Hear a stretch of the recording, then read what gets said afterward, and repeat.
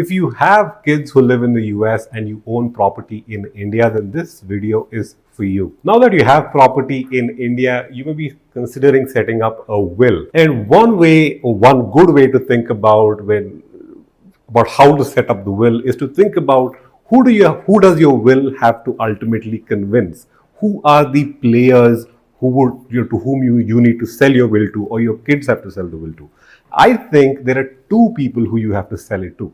Number one is obviously the buyer of the property. So let's say that your children, after you have passed away, they kind of step into your shoes and now they want to sell the property. So there's a buyer who comes, looks at the property and says, you know what, I like this property and let me meet the owner of the property.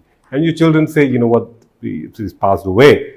And then the buyer asks, well, how do I know that you guys are the owner of the property?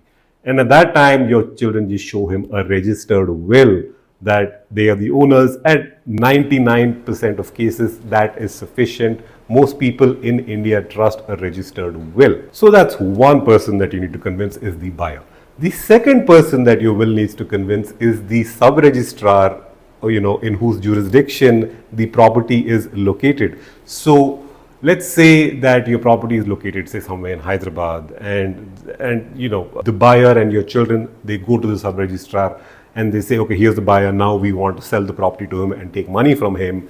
And the sub-registrar looks at the will and goes, you know what, this will is not registered, so therefore I'm not going to allow the transaction. Now, legally speaking, registration is not mandatory, but I've heard several cases in India where sub-registrars refuse to kind of rely on the unregistered will to show that your children are in fact the legal heirs of that particular property. But so you could just solve the problem by having a registered will.